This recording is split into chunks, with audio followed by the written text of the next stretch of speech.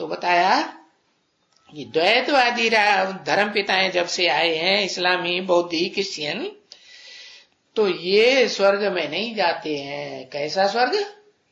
जहां कम से कम 8 कला का स्वर्ग जरूर रहता है। चंद्रमा की कलाएं होती है ना, टोटल कितनी? 16 कलाएं। तो 16 कलाओं में से जैसे पहले शेर होता था, शेर है, छटाक और तोला, ऐसे वजन किया जाता था। तो एक शेर में कितनी छटाक? तो कहते थे कि 16 छटाक, है ना। ऐसे ही 16 कला कृष्ण का मतलब हुआ कि कृष्ण चंद्र जो है, चंद्रमा, उसमें 16 कलाओं की रोशनी भरी हुई है, पूरी रोशनी भरी हुई।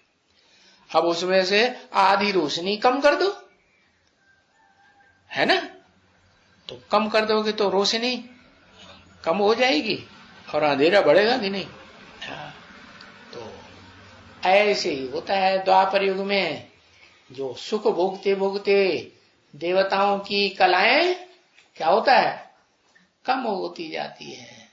और सतयुग में 8 पीढ़ियां नारायण की चलती हैं। उसके बाद फिर सतयुग के बाद त्रेता शुरू हो जाता है। और त्रेता में फिर आत्मा की शक्ति क्षीण होगी, तो उम्र कम होगी, आयु कम होगी या बढ़ेगी? कम होगी ना, तो आयु घटने लगी। सतयुग में एवरेज एज 150 साल, और त्रेता में सुख भोगते भोगते आत्मा की शक्ति क्षीण हो गई, तो 100-150 साल रह गई एवरेज एज। और फिर त्रेता में जन्म भी बढ़ जाएंगे कि घटेंगे? जन्म ज्यादा हो गए। तो सतयुग के मुकाबले त्रेता में 1.5 गुने से भी ज्यादा जन्म हो गए। कितने हैं? 13 जन्म हो गए। 13 जन्म पूरे होते हैं सुख भोगते भोगते त्रेता में, और 8 जन्म पूरे हो गए सतयुग में। कितने जन्म हो गए? 21 जन्म पूरे होते होते 8 कलाओं से भी कम कलाएं रह जाती। किसमें? कृष्णचंद्र की आत्मा में भी और रामचंद्र की आत्मा में भी।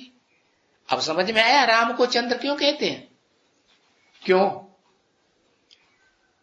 राम को चंद्र क्यों कहते हैं? राम तो सूर्यवंशी है, राम सूर्य कहना चाहिए, है? क्यों कहते हैं? अरे अभी तो बताया, कलाएं कम होती है। अरे 16 कला नहीं होता है, 16 कला से ऊपर नहीं होता है।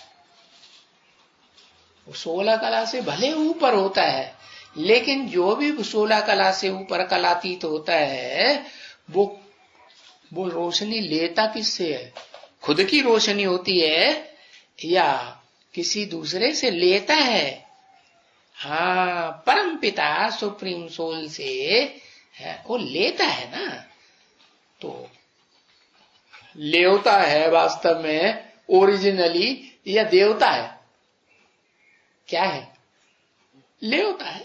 हाँ, तो बताया कि चंद्रमा में अपनी रोशनी नहीं होती है, इसलिए राम की आत्मा को भी क्या कहेंगे? रामचंद्र कहेंगे या राम सूर्य कहेंगे? रामचंद्र ही कहेंगे। और फिर रामचंद्र वाली जो आत्मा है पुरुषोत्तम संगम युग में, वो ही फिर कही जाती है इस षष्ठी रूपी रंगमंच पर ज्ञान सूर्य के रूप में लोग उसे समझ लेते हैं, लेकिन वास्तव में वो सूर्य डुप्लीकेट कहेंगे या असली कहेंगे? क्या कहेंगे?